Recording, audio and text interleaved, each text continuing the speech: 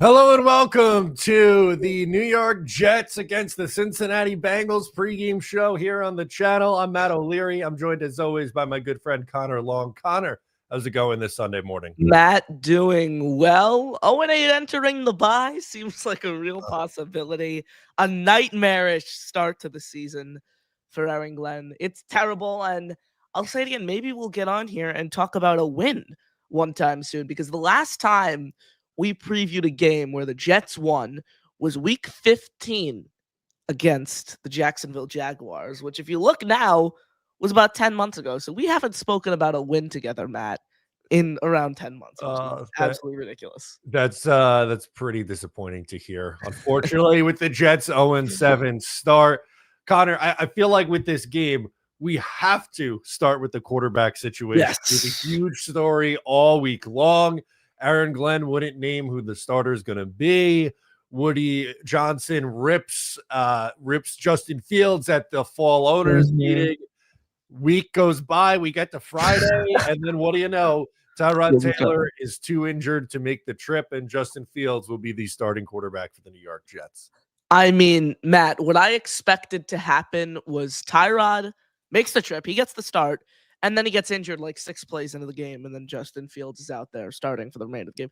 That was the Jet-like thing, in my opinion, to happen. But the even more Jet-like thing to happen that ultimately came to fruition is Tyrod Taylor doesn't make the trip, and now the quarterback, who the owner put on full blast earlier in the week, is now getting the start for Aaron Glenn's football team. And we were talking about this before the show, Matt. I just don't see a world where Justin Fields is in the right mental state to start today. I just really don't see it.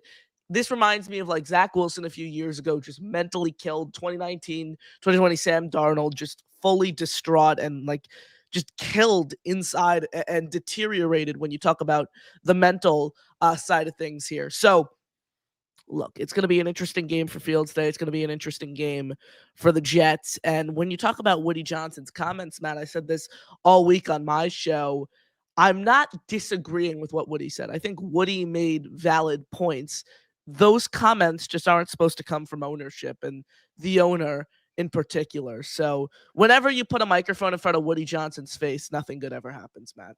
I'm so glad you said that because I got a ton of comments, and I'm sure you did as well, covering this, where you're like, hey, like I get Woody's frustration, but I just think it's putting Aaron Glenn and this team in a really rough spot for him to be speaking this way about a player. Like, when do you ever hear an owner come out and kind of publicly bash a player like that? And then I got a bunch of, well, is he wrong? Is anything that he said wrong? Well, no, but again, the context of who is saying it matters. It's different if the fans or, us, we come on here on the pregame show and be like, yeah, Justin Fields has really struggled. He hasn't played well. They should make a switch at quarterback. But for the owner to do it, that's very different to me. Absolutely. It's very, very different. And look, it's just, come on, man. It feeds into the same old Jets narrative. That's all that this does, Matt. This doesn't help the Jets. This doesn't help Justin Fields. Frankly, it makes the head coach, who Woody Johnson publicly praised, it makes his job harder for him to now go in and address that locker room and try to rectify what Woody Johnson ultimately said.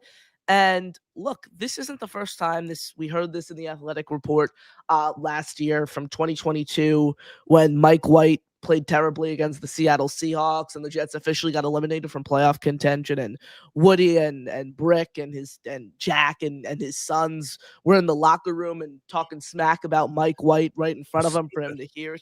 It's so stupid. And like, some of these things that you hear are just hard to believe because of how incompetent that this organization ultimately is.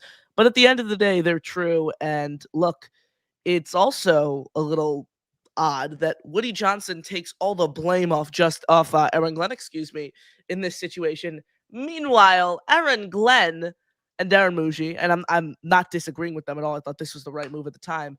But these are the guys who went to Woody Johnson and said, hey, we got to get this guy Justin Fields $30 million guaranteed. We want him to be our starter. So Glenn is certainly not free of blame. Muji is certainly not free of blame. It's just, man, again, Woody Johnson with a microphone, nothing good ever happens.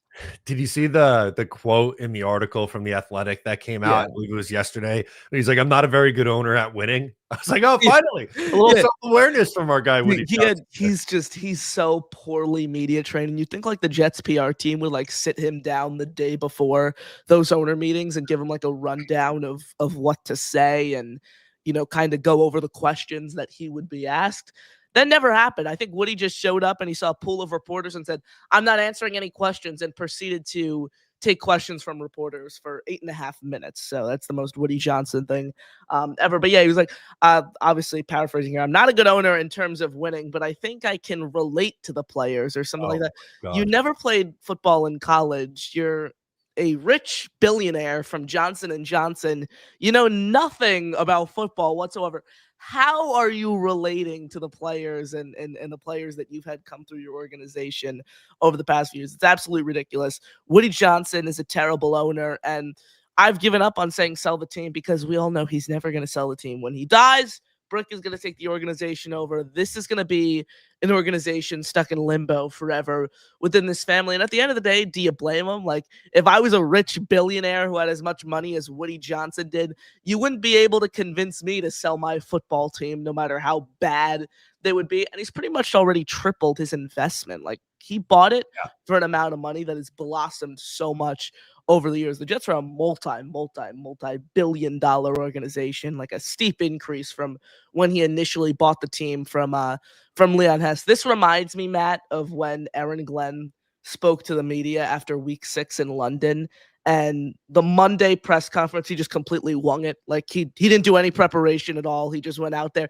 He had a whole day to come up with answers for what happened in London. He didn't do anything. He just stood up there and completely wung his press conference, and it didn't go over all that well. That reminds me of what happened with Woody Johnson. There was no preparation here. There was nothing that went into it. It was kind of, let me just say shit for the fun of it. Like, that's what it was. That's what it felt like. For sure. Our guy B-Man sends in a super chat to get in on the conversation. Says, James Dolan is proof a blind squirrel can find a nut. All we need is for Woody to find that nut. It's just taking him too long for him to find that nut. I mean, that's a good point, right? Like, I don't think anyone would say that James Dolan's a great owner, although, it makes the changes a few years ago. The Knicks are good, and, away we go.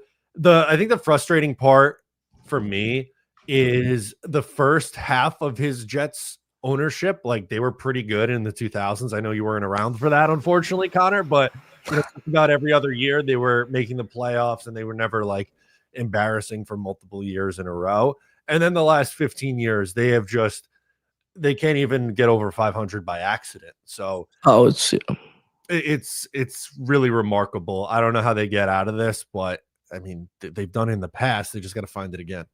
I've tried to stay positive about this team, Matt, but there's literally nothing to be positive about. Like, people come in my comments, they're like, "Oh, how are you not positive about Aaron Glenn? This, and that." Like, he's 0-7. He can't make a quarterback change. Like, what is there to be positive about right now, Matt? At least, like, at this point last year, we were heartbroken, but we knew, okay, it's just going to be new regime. We don't even give a crap what happens anymore. We're distraught. Just wait until the offseason. We have a new regime coming in. We're going to start fresh. Now, a year later, this regime has exploded, and like, we don't know what's going to happen. People talk about Aaron and Glenn being one and done, this and that. I don't think unless the Jets go winless or win 1 or 2 games, that Aaron Glenn is going to be one and done. And that's still in play. I can't pick them to win a game right now. I always say they will win a game this year just because of the law of averages. They have like 9 games or whatever left. The law of averages says they will win at least one of those 9 games, but you never know. And look, I can't beat them to beat any team right now. I can't pick them to beat the Browns. I can't pick them to beat the Saints. I can't pick them to beat any team on their schedule right now because they're the only team in the NFL without a win, and they are the Jets at the end of the day. So look, that's still in play, but like, unless it's 0 wins or 1 win, I don't see the Jets moving on from Glenn. And like, who are you hiring? That's my question. Who are you hiring? Like, I think we spoke about this last week, the candidates for the Titans job who just picked number 1 overall in the draft.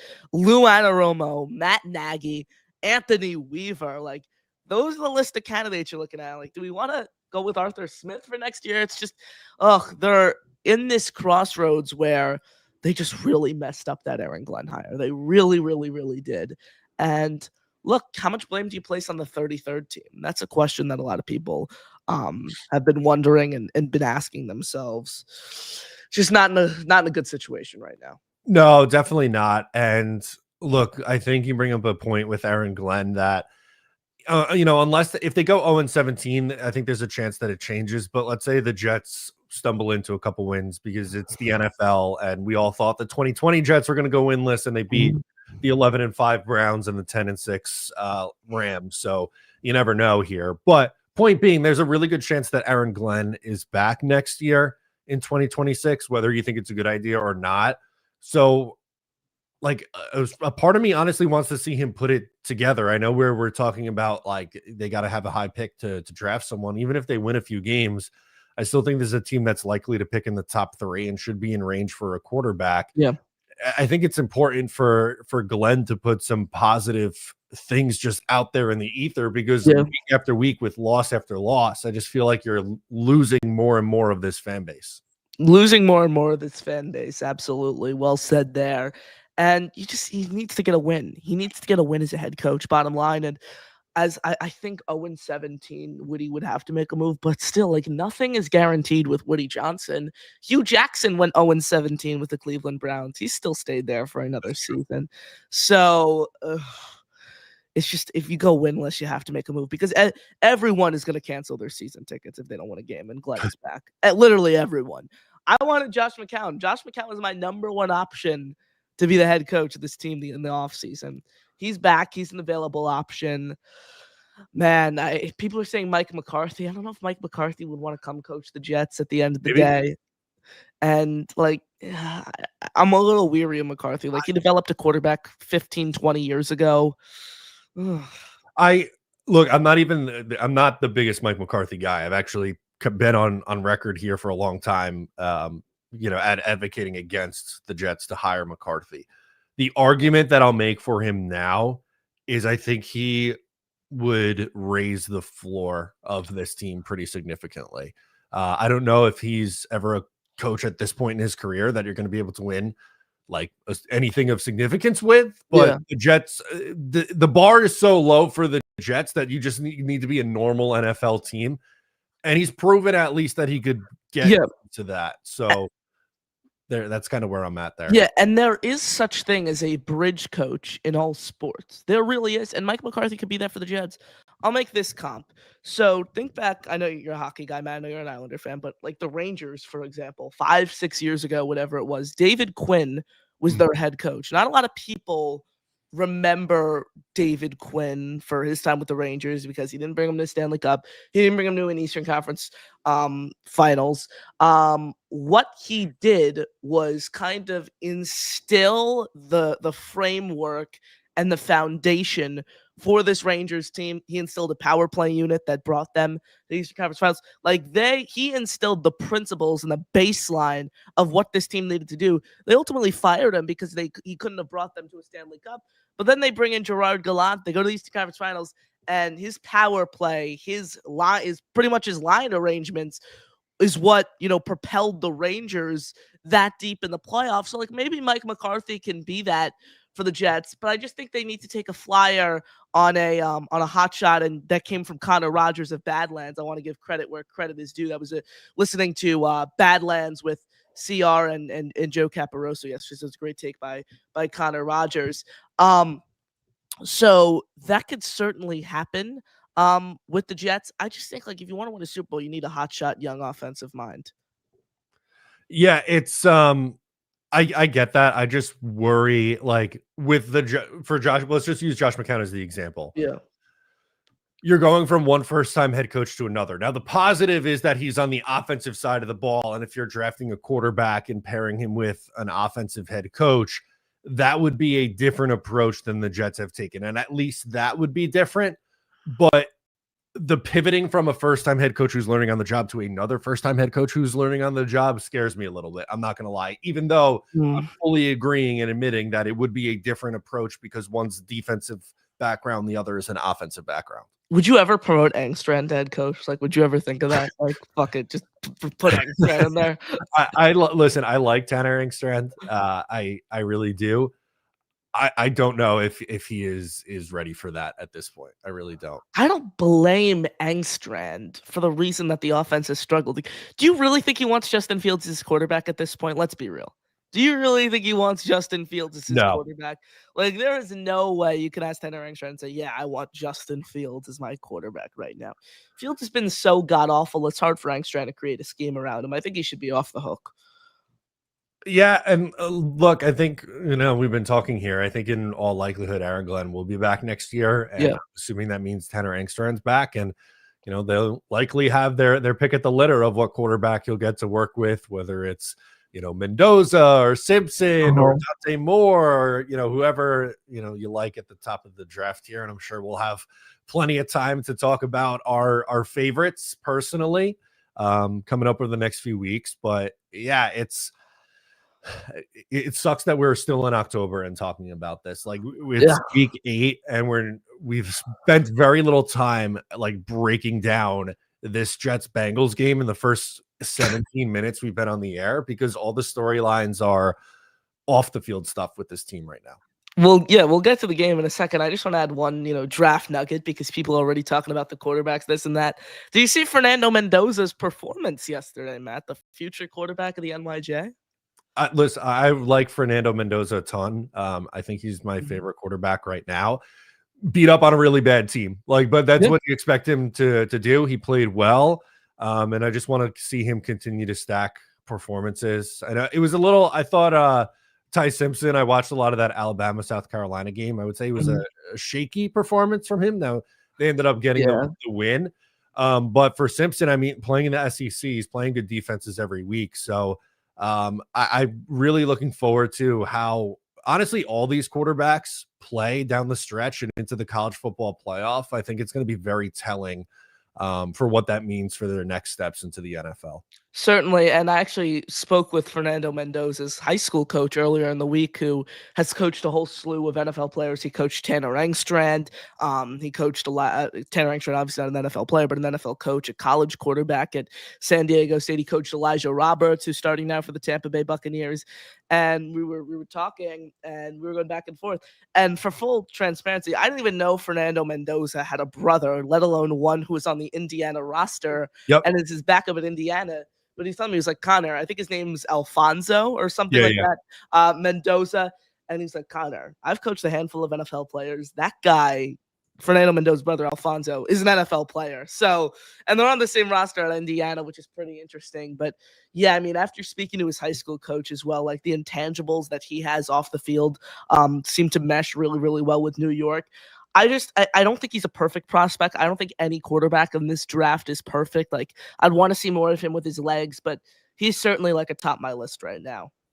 Yeah, and that's the thing. I don't, we could all have our favorites now, and again, it's still early. It's only October, but they still have some games left in the regular season, and then we'll get into bowl season and the college football playoff, and that's going to really matter when the competition gets harder, how these guys play and how they respond. And it's going to be fun. It's going to be a fun time to debate who the New York Jets should take as their next signal caller. Certainly, Matt. Excuse me. All good. Jay was choking over here. Jay Boy with a super chat. Prediction on what and who loses this game. Justin Fields about to make the Bengals D look like the 1985 Bears. Let's go Jets. Just play football. Look, I did not pick the Jets to win. I did think Tyrod Taylor was going to be the starting quarterback. I don't really have much faith in the Jets and Justin Fields. No. However, it would be very Jets and very funny if Justin Fields goes out and has like a week 1 like performance against what's honestly a really, really bad defense. So, expect the unexpected with this football team. No one really thought week 1 would be a high scoring back and forth game. Everyone thought it'd be a low scoring one. And I think most Jet fans are expecting the Jets to score like 13 or less points in this game. Yeah. It would just be very funny if this turns into a high scoring shootout game. Yeah, definitely. Well said there. And Look, it's going to be intriguing. I just can't pick the Jets to win because they haven't won a game this year. And look, the Bengals are a better football team. This team is riding high after a huge win on prime time against the Pittsburgh Steelers. And this is a game where the Jets are facing off against Joe Flacco. And look, you create pressure and you get to Joe Flacco, he's going to be rattled. He's not going to be able to be the best version of himself as a pure pocket passer. But the Jets pass rush has shown me nothing that tells me they're going to be able to get to Flacco and rattle him today. So I just think this is going to be a dominant game for the Cincinnati Bengals, especially with Trey Hendrickson playing as well. By the way, I think he's going to get after it, and Justin Fields. I would tend to think so with how Justin Fields has played so far this year. That seems like the most likely outcome. I did drop a call-in link in the chat, so if you do want to call in, make sure you click on the link. Connor has, if you're watching on Connor's channel, it's in his bio if you want to call in. And we do have a caller on the line already, and this might be a good spot to get us started here. 20 minutes. Yeah, we're in the 20-minute mark. Let's go out to our guy, Beast Breaker. Beast, how we feeling this week?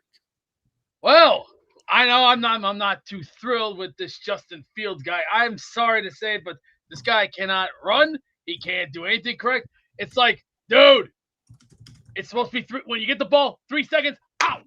Not 9, 3. When you get 3, out. That's how it's supposed to do it. Not hard. And Mendoza, you brought him up.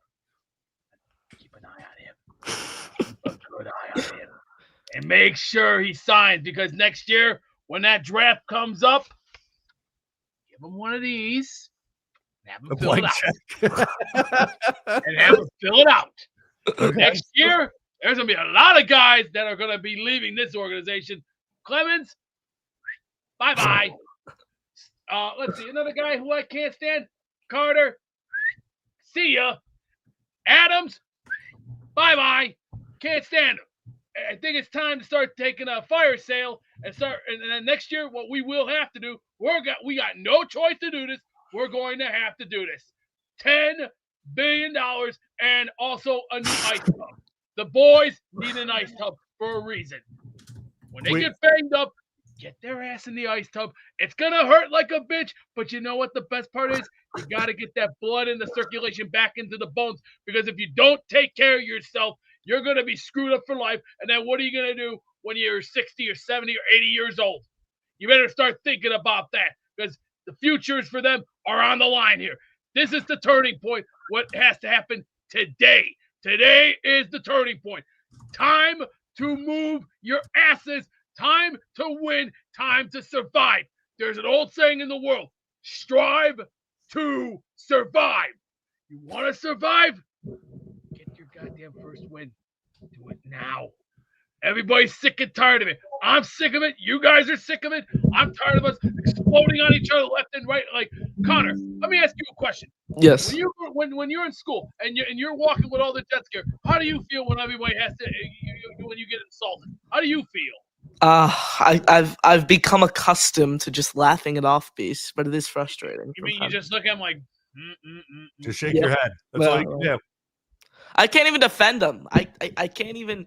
I've tried for so long. It's like you're taking on a 50-1, like over the yacht shot. But here's what the boys need to do today: 4-3, 3-4. Learn some nickel and dime. Not this hard, girls. Come on. 100-year-old grandmas can play better than you guys today. You need to learn. I mean, Jesus. Our great-grandfathers could play this game. Our grandfathers could do this. But come on, boys. This is it. The time for talking is over. The time for action is now. Get your ass in gear. Lace up your boots. Get your ass on the battlefield and learn to take a beating. It's going to sting. It's going to hurt. But the best part is, at the end of the day, 99.9%, learn the basics. You want to be here. You want to win games. Earn your keep and earn the respect of the fans. Sure, they're going to boo you. You know why? Because we suck. And I do not want to put another paper bag over my head and just go, we suck. I don't want it anymore. I don't want it. I want to see wins, and I want to see us happier? Because when was the last time? When was the last time you were happy when the Jets won? When was the last time you saw happiness? Think about it. Last year, maybe? Good point, Beast. Better start thinking now, because now the time has come. And next year, when we do get this Mendoza guy, which I swear to God, I hope we do, we better get rid of Fields, because I don't see a potential in this kid. He's too slow. I thought he would be great at football. Unfortunately, he kind of dropped the ball. And Tyrod Taylor should be playing. I mean, and Aaron Glenn, what the hell is this guy trying to put up word salad with the media? Hey, Einstein, you better get your acts together, because people are not buying your bullshit no more. So either get the facts right or just don't tell us. Because why are you wasting our time? You got Rich Shamini out there. You got all the other media out there that are asking questions like, who's your quarterback going to be? Would you please get to the facts? And please tell us up front. Instead of this word salad bullshit, please be honest. Stop standing there giving us the ring around the rosy lecture. I didn't come here for lectures. We came here for truth, for facts, and for other things that we need to find out. Get it done today. Today is the time. And then next week, when we go into the bye week, yes, when we play Cleveland, same thing. Get your heads out of your ass. Start winning it. Start winning. Start learning and learn to achieve it. Because let me give you this quote. Strike first. Strike hard. No mercy. The enemy confronts you. They're the enemy. The enemy deserves no mercy. And that is a damn well fact. You needed the pause. I was getting to that one pause. Thank you, Beast. A ton of insight there. Show no mercy. Strive to succeed. Whatever the line was there. That was my biggest takeaway. If Beast didn't ramble for about 55 minutes there, I was gonna ask him for his top 3 quarterbacks on his big board, but we'll save that for maybe during the bye or during our next stream here. Yeah, absolutely. We'll definitely cover that for sure. All right, let's go out to Doug up next. He's been waiting. Doug, what's going on? I can promise I'll have some, actual takes and not just go off the deep end right now. Let me adjust my camera. I didn't realize I'm out of focus. If the Jets continue to suck ass all the rest of the year and they go winless or go 2-15, I think they should fire somebody. I wouldn't be against trying to pry one of the big college head coaches out of college. If it was me, I don't think they'll do this. I would be in favor of going after Dan Lanning. I know it's different college football, but you see a lot of college coaches making the jump now. Like a few years ago, BC head coach went to leave for the Packers DC job. So you guys not wanting to deal with the headache of college football anymore. I don't love the idea. I know Sark's like, I might leave for an NFL job where I'm open for the opportunity. I wouldn't want Sark. I don't think he'd be a good head coach in the NFL. But a guy like Lanning or one of these big college coaches, if you think you can get them away and they'd be a good NFL fit, they have head coaching experience. I know it's different than rather just going to a completely new guy who's never done head coaching before. Does the Matt Rule or Urban Meyer scenario, does that throw you off from it, or you're just willing? No, because for every Matt Rule and Urban Meyer, there's Jim Harbaugh's, there's Pete Carroll's, there's people who have done, there's Jimmy Johnson. There are people who have done it successfully. So there are, anytime you go to the college route, I think it's going to be a 50-50 thing. So, but I think it's better hit rate than going to a guy who's never been a head coach before. That's fair. Because Urban Meyer's I think Urban Meyer's a huge outlier.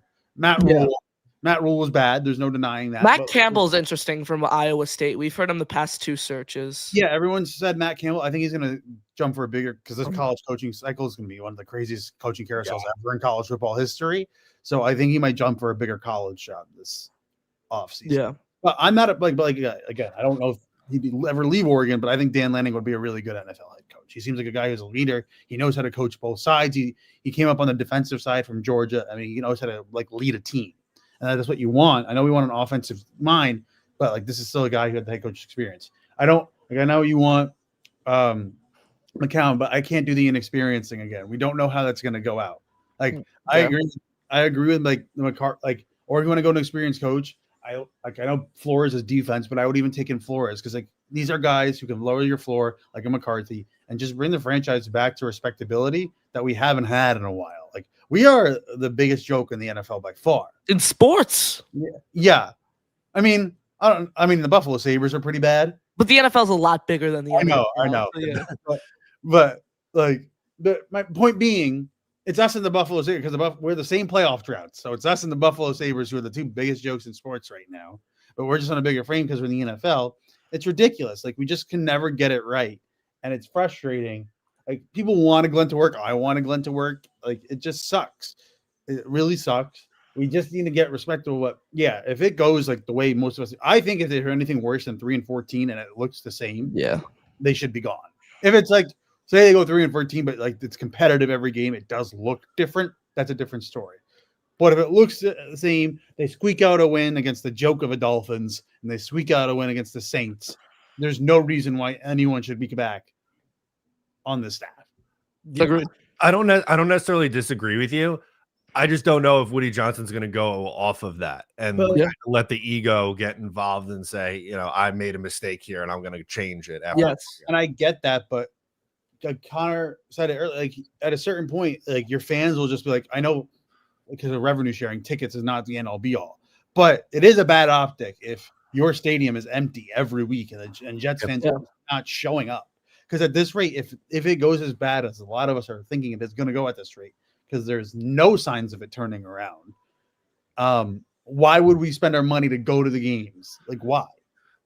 There's no point. Yeah. Again, I'm not saying from a money aspect that would hurt him. It would hurt from an optics. Like, if MetLife, which is the biggest dump of a stadium in the NFL, is half empty every week, and it just whoever the visiting team is, all their fans there, it's going to make the team look bad. I was like, man, maybe I should. So it's just frustrating that we're such a fucking joke. Sorry for my language. I know what people, but it's so frustrating how much of a joke we are right now. Yeah. And I thought this was a season where I couldn't really be disappointed because I knew we were going to be bad. Like, we all knew we were like, no one was expecting it to be this bad though. No, it was really like after last year, it was really hard to get disappointed this year, and Jets found a way to do it. Also, what I think is going to happen, I don't think it's likely Justin Fields gets a good game. I think it's likely he gets hurt and Brady Cook ends up going into this game. Brady Cook season, baby. I think midway through the second quarter, he suffers like a concussion or like an ankle sprain or something. Or he might be dehydrated like Zach against the Dolphins. Yeah. No, I don't think it's going to be a fugazi injury. I think it'll be like a legit injury. Okay. I think it'll be like he gets rolled up on or like take the thud like he did against the Bills game. And then we get Brady Cook for the rest of the game. And then he has the Mike White performance. And then you be controversy for the next weeks. Do you start Brady Cook? Do you start Tyrod Taylor? What do you do? Glenn does not want to start Brady Cook at all. Like, if he wins and plays well, he kind of have to, doesn't he? He strikes me as the head coach who, like, even if this regime has been so poor with roster decisions and everything like that, like Brady Cook could go and put in a masterclass and have the Jets. I mean, if he puts up a Mike White game, he can't not do it. Like 4 yards per attempt, but just dink and dunk down the field and put up like 30. No, but like Brady Cook, like again, this is all like hypothetical. It's like you need something to have, like say, or like a couple of Colts players got hurt in warm-up slot a couple weeks ago. That could happen to Justin Fields. Like he like rolls something in warm-up or like hurts himself in warm-ups. Brady Cook goes out there, leads the Jets to victory because no one has like, oh my god, what? The Jets have a quarterback who's not scared shitless to throw the ball. So like, and he wins. It's like, well, I mean, he got me my first win, so I kind of think I gotta stay with him. Keep it rolling. I mean, again, that's logical thinking. We don't have logical thinking in the Jets organization. I do think the way the season's going, if it continues to go down this way, at some point you kind of have to start Brady Cook. That's what I wrote. Just you have in him. Not like to figure, like just to see what you have in the guy. Because if we're going like down the shithole, like see if the guy's a competent long-term backup, or maybe like it could be in good spots. See what you have in the guy at that. Like I think if we're 0-10, 0-11, which at this point is a realistic possibility. At that point, start in the last 4 or 5 games. See what you got in the kid. Because I know he's undrafted, but like, what are you playing for at that point? Yeah, no, it's a fair point. You're not playing for anything. See what you got in the kid. I know I've gone on a little rants, but at least these were like coherent. I just, I think Doug. I think Fields get hurt. That's a gut feeling today. Fields is going to get hurt. Brady Cook is going to get into this game. Okay. Brady Cook season. We're here already, Doug. Gotta love I wish we weren't. Yeah. We're in wish we- Brady Cook QB 1 season and Brandon Smith wide receiver 1 or 2 season. Did you guys think we'd be like after that week 1 game? Man, it's like, oh man, such a competitive game. We really had it. We only lost because like we let the Steelers win that game. It wasn't because the Steelers were better. And then this every week since has been such a downward spiral. It's crazy. It's getting worse by the week, it feels like. like. Like the Dolphins game, it's like the Bucs game, you got lucky because you had that block field goal, which hindsight, they should have just gone down at like the 5 and then just like built the clock and scored. And then they would have, but they probably would have effed that up too. If they like the Broncos game in week 4 last year, they added the 1 yard line. They didn't score a touchdown. So who knows? But then the Dolphins game, if they don't fumble that ball, game over. Jets are going to win. Oh, yeah. Dolphins would have quit. It was going to happen. You've seen them play every other week since. Then the past 2 weeks, it has been like I would so much like I don't want to be a Giants fan, but I would so much rather have what the Giants have right now. Like, yeah, they're losing, but at least their games are watchable and entertaining. No, that's what having a quarterback you believe in does. Like how that loss to the Broncos is a crazy loss, but it was an entertaining game. The Jets can't move the ball. That Panthers game was one of the most boring games I've ever watched. The only game worse than it, I was at like that Jets Chargers game like 10 years ago. That was 14-7, and just had like one long run play. And it was in that game. It was the worst game I've ever seen in any live sport. Like the Chargers couldn't do anything. The Jets. Do you know what game I'm talking about, Matt? I think that was 2012. I think, right? Yeah, 2012. I was at the Jets Cardinals game that year with Mark Sanchez, Greg McElroy versus who was it of the Cardinals? Ryan Ridley, maybe.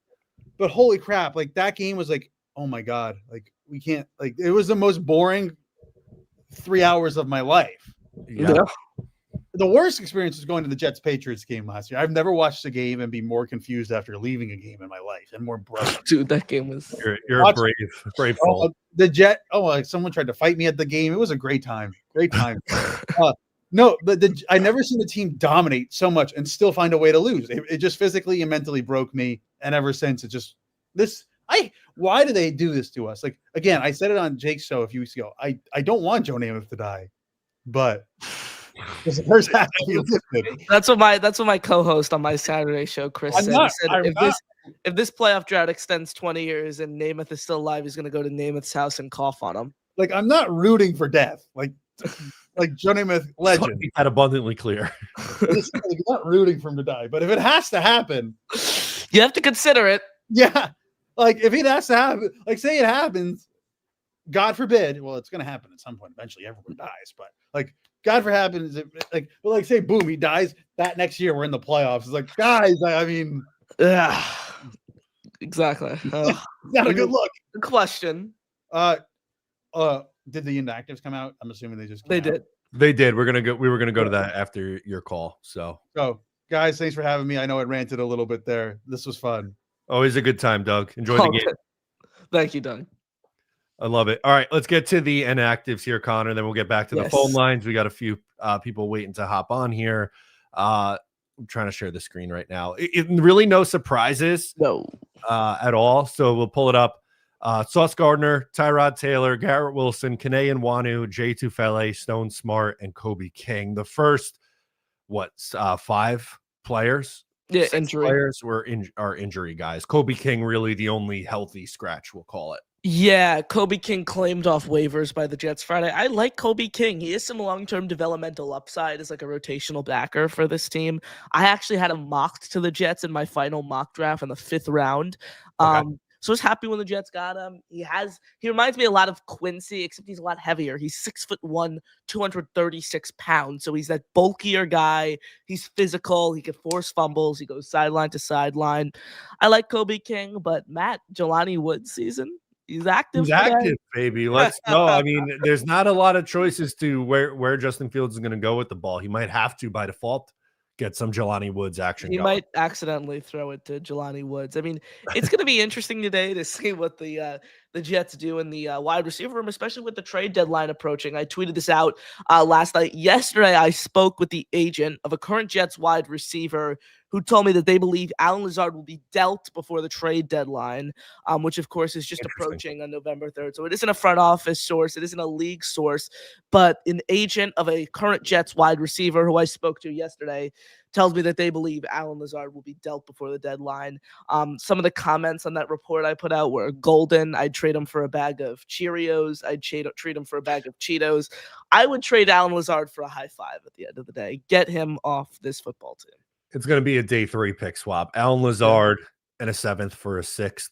Allen Lazard and a 2027 6th round pick for another 6. I don't know. It's going to be very minimal draft capital you get back for him, but whatever it is, I think you just take it. I was talking about this. I was texting with Justin Freed of the Jet Press about like what a trade could look like yesterday. And I said the Derek Nottie trade 2.0. Give me like a conditional 6th round pick that isn't from the Super Bowl winner, and there's no chance of hitting. But just anything. He's hurting you by being on this football team. Like Arian Smith, you reached on the guy in the first round. And the fourth round, and you can't even get him involved in your game plan. Like it's so frustrating.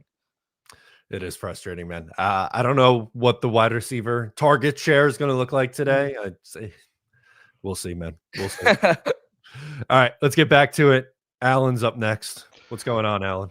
Hello, gentlemen. I don't know how to follow up the wishing Joe Namath death call, but okay, I'll just do that. Your best. Off topic, Matt. I'd keep Warren in the lineup for the Islanders. At least he actually plays somewhat defense. I can't watch Tony D'Angelo anymore. I just can't. Former Ranger, baby. We're in full agreement. He's a traffic cone pretty much out there, and so is Mayfield. Okay. So on to the Jets. First of all, I give you guys lots of props having to watch this team on a weekly basis. This might be it for me. I'm going to a bar. I can't watch this anymore. I'm going to a bar to watch this game. I might watch the Thursday night game in 4 weeks when they get smoked by the Patriots, but I can't watch this crap anymore. I really can't. It's really difficult to watch. Honestly, I was home yesterday. I have so much more joy watching college football than I do watching this. Honestly, I watched Mendoza in the morning. I watched my Hawkeyes put up a 41 spot by some miracle they did. I watched Texas A&M last night a little bit, play great. Watching the Jets is like having root canal on a weekly basis. It's ridiculous. I'm excited that the Jets finally brought up my Hawkeye receiver. He's in the lineup today in Brandon Smith. So it's Hawkeye versus Hawkeye as Noah Fant. I'm sorry to cut you off. Nick Mangold has passed away. Oh my God. Breaking news from the Jets that just came through. Are you serious? Serious. Just came through by the Jets official Twitter account. Heartbreaking news. Nick Mangold passed away at the age of 41. Wow. Yikes. I don't mean to cut you off there, Alan. No, that's crazy news. In need of a kidney transplant. Got announced a few days ago, and now gets announced that he passed away. Heartbreaking news. Jets legend, of course. Terrible to hear. Man, I don't even know what to say to that. That is incredibly heartbreaking. Incredibly heartbreaking news. Jets legend. That really sucks. Oh my Absolutely. God. Hard to transition off of that one, but as far as the Jets are concerned, why is Breece Hall and Quincy Williams, why are they playing today? Can you explain that to me? I think they just have to up their trade stock. Like, I think if you wanted to trade Quincy, Alan, you need to see him at least 1 week return from injured reserve off that shoulder injury if you want to get literally anything in return from at the deadline. Yeah. You could totally tell as a Jet fan that one of them or both of them will get injured today. You could totally tell that is going to happen. And finally, I expect this to be the final start of his Jet career, and that's Justin Fields. I would not be surprised if they go back to Taylor after the bye, and maybe by week 10 or 11 you'll see Brady Cook in there. And finally, if the Jets go 0-17, Aaron Glenn has to go. Oh yeah, you Hard can't agree. go winless and justify him being back as the head coach of this football team. Yeah, Like obviously. everyone's going to cancel their season tickets. The Jets in the New York market will finish dead last in season ticket sales. Mark my word. Absolutely. Well, have a great rest of your day, guys. Thank you, Alan. Appreciate the call. Thank you, man. This is really hard to continue to do a show after hearing news like that. Mm-hmm. I know Mangold a little bit before your time with the Jets, Connor. Mm-hmm. For my age demographic of Jet fan, like I remember when he was drafted in that 2006 draft. I was 11 years old. And a major key piece to the Jets turning things around, right? They drafted Brickashaw Ferguson and Nick Mangold in the first round in 2006. And, that really helped spark the change into some of the best Jets years that we've seen in 2009 and 2010. This is heartbreaking. He's literally one of him and Mark Sanchez are the two first Jets that I remember, not because I watched them play, but my dad actually met Nick Mangold. And I had, from when I was a very baby, one of my first Jet jerseys was a signed Nick Mangold jersey to me. Forever holds a special place in my heart. And we got the news a couple weeks ago it was like a week or two ago that he was in need of a kidney transplant due to a kidney disease. And the way it seemed, thousands of people applied to, give him a kidney transplant, as they should. But this is just absolutely terrible news, and it's that insult to injury, of course, coming right before kickoff as well. So not what you want to hear at all. And obviously thoughts and prayers with the Mangold family. So heartbreaking to hear. Not only was he such a great Jet, but an incredible person, a leader, a staple within this Jets organization. He's a wife, he has children, 41 years old. Terrible. Absolutely heart-wrenching. Man, like I said, like it's just so hard to like. I know the Jets have a game in a little over an hour, but like that's not even on the radar for me right now. Like the young guy, just retired within the last 10 years. Just really, really sad. I feel awful for his family and the Jets family. We lost a legend today. Absolutely terrible. Awful. And it's just so heartbreaking. And again, such a young guy with a family, with a wife, with children. Oh my God, it's awful to hear. And someone, again, a Ring of Honor member, a staple in this organization, someone who will forever be remembered. And to just hear that he passes away, again, it's hard to even transition off of, man. It's heartbreaking to even talk about here on the show, Matt. Yeah, it is. Like I said, I don't know how we're going to be able to focus on a game. I don't know how we're going to do the rest of the show here, but we will try. We will do our best here, and we'll keep the calls rolling. Indy Jets is up next on the line. Indy, what's going on, man? Hey guys, that is some tough news. Tough news in the middle of the show. And the one thing I can say is that they were talking about, I've heard several guests say, hey, just stop going to the games, and it's empty stadiums. Jets fans aren't going to do that because of guys that we're just talking about right there. You go in there and you see the MetLife and you see the Ring of Honor and you see those guys hanging up there.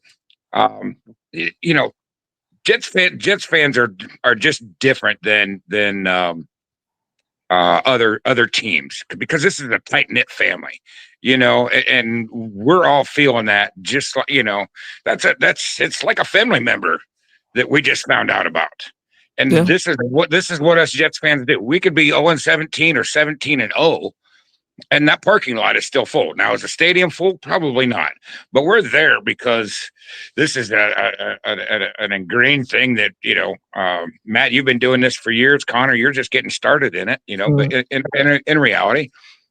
And it just doesn't go away. And it has to do with, this tight-knit family that everybody's kind of created, and the players included. And so we all feel that, and God bless, Nick's family and everybody.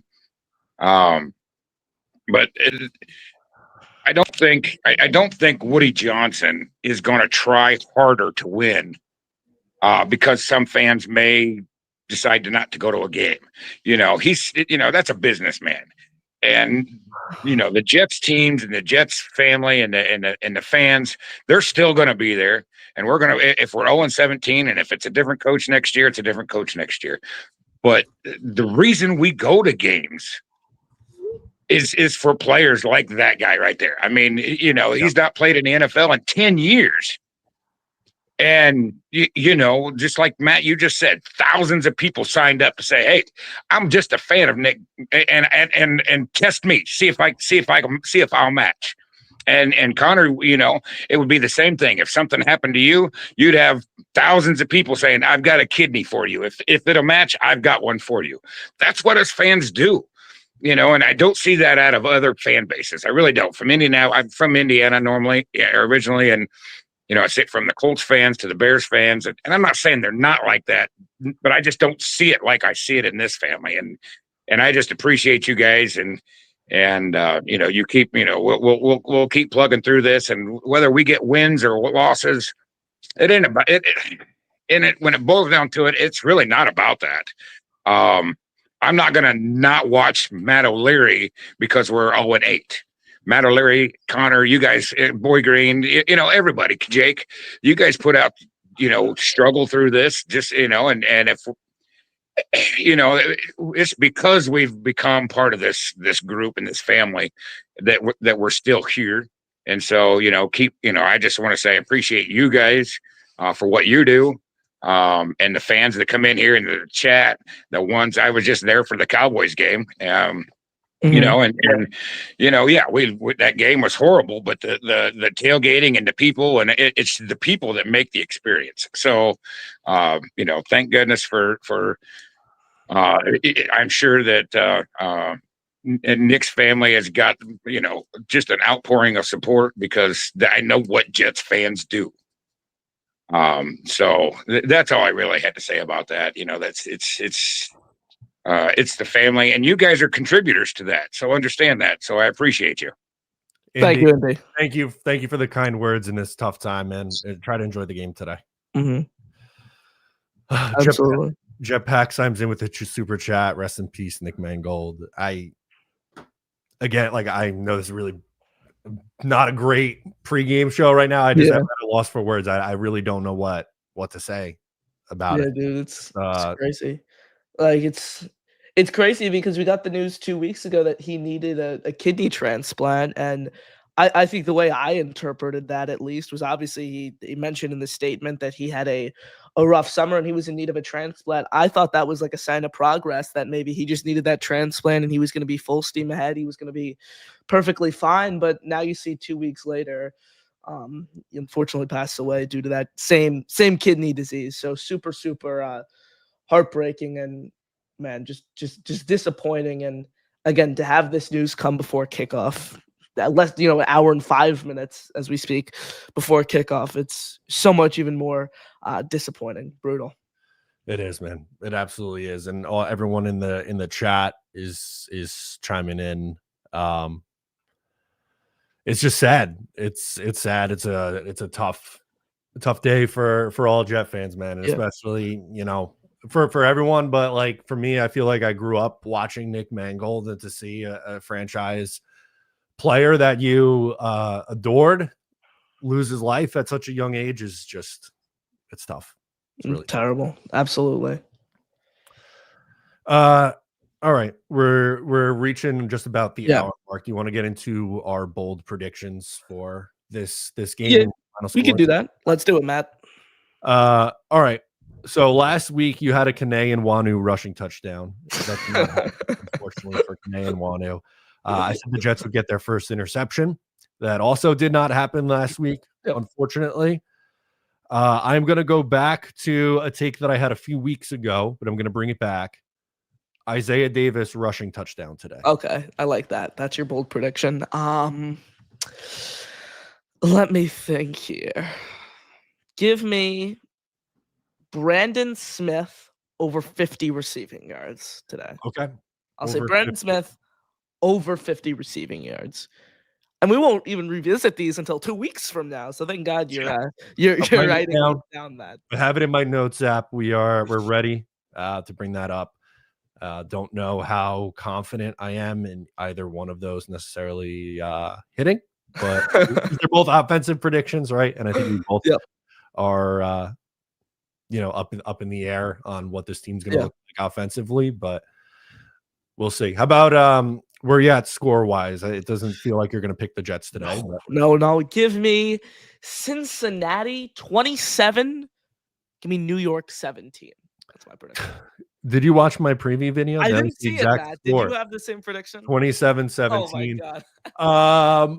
I might go a little bit less points. I know I said it would be funny if Justin Fields just had an awesome game. I'll go 27-10. Jets lost today. Okay. We're in that same range, same ballpark. We do have another call back on the line. We can go back out to the phone lines.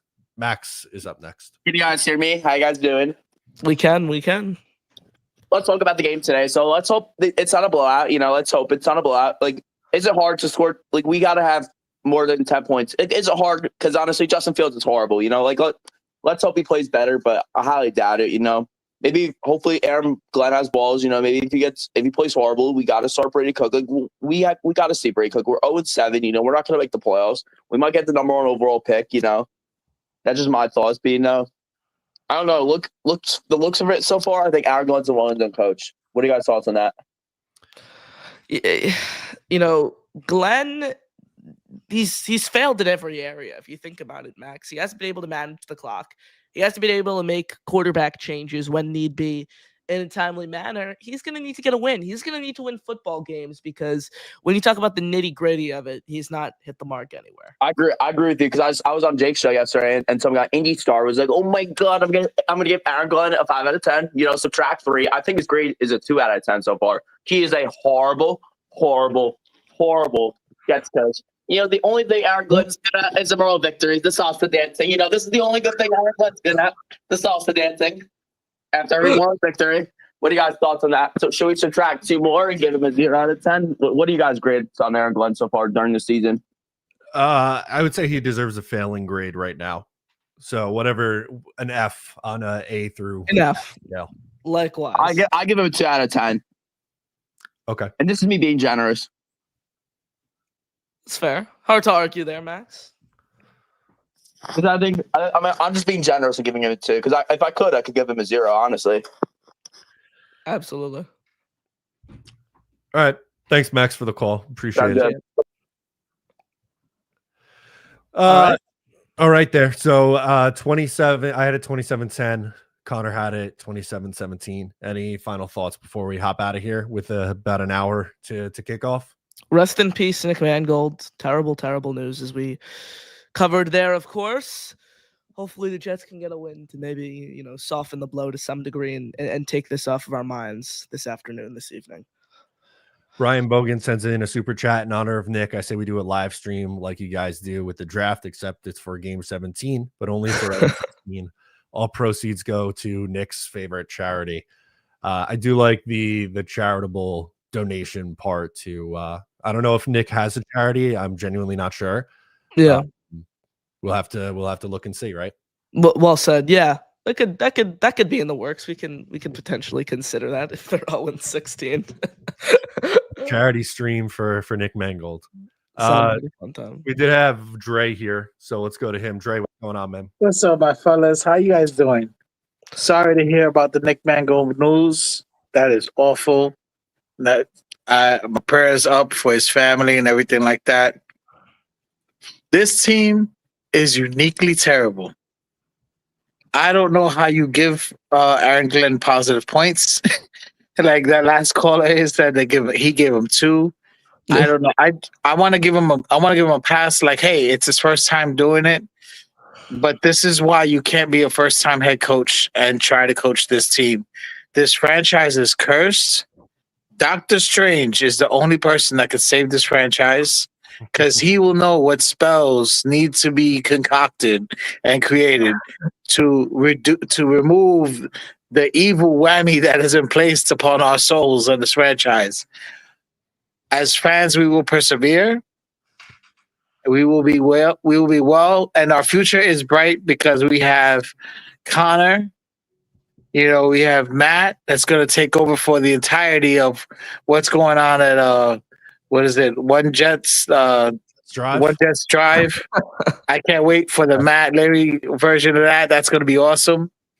But the team is the least positive thing that this entire fan base has to be excited about. The fan base can be excited about the other fans that are actually covering this team, providing us with great insights, but none of the insights make it inside that building somehow. I don't know what we have to do. Yeah, only the Madden ratings. So if we can find a way to influence the Madden ratings somewhere. Yeah, exactly. Or I'll just go in there, reprogram them myself. You know, we'll have a private. No, these are the actual ratings that this should be. I knew it was a dark day when I found myself agreeing with Alan making his points, and I'm like, when Alan starts to make sense, you know that this is not the timeline for success for us. Yeah. I don't know if not on, man. I don't know if I can even bring myself to watch this game. I just know we're going to lose. And if you have Jamar Chase, start him. Immediately start him on every league in every team that you have him at, because with no Sauce Gardner, it's going to be a long day for that Jets secondary. Well, yeah. Well said. I agree. It's going to be. I think the Bengals offense is going to be able to put up some points in this one. Yeah, exactly. So, just if you're watching this because we can't put it away, we have to watch it. My heart goes out to you. I offer you all the support and condolences that I can do. I can't do it. My heart is with you, though. I'm there with you in spirit. Thank you, Dre. Appreciate it, man. You, all right. Good stuff there from Dre. I think that's a good spot to close it out, Connor. I know we're just a little over an hour. We'll see the New York Jets kick off against the Cincinnati Bengals in just under an hour. Rest in peace, Nick Mangold. That'll do it for us today. I'm Matt O'Leary. He's Connor Long, and we'll catch you next time.